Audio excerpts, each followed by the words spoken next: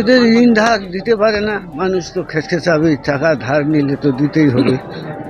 এই জন্যই বোধহয় ফাঁসি লাগাইছি। কারণ আমার বাড়ি থেকে মাংস টাংস নিয়ে আসলো, নাতিটাও আমার বাড়িতে ছিল, নাতিটাকে নিয়ে আসলো, নিয়ে এসে খাওয়া দাওয়া করছে না, করে নেই কি জানি। আর আজকে সকালবেলা এসে দেখি, ফোন করি, ফোন উঠাই না। 9টা বাজে যাচ্ছে, ফোন উঠায় না কেন?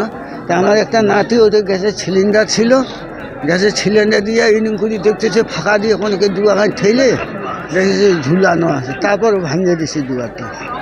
এই আপনার জামাই কি মদ জুয়া টুয়া কিছু? না ওইগুলো খেলে। স্বামী স্ত্রীর মধ্যে কি কোনো ঝামেলা ছিল এর মধ্যে? কি জানি।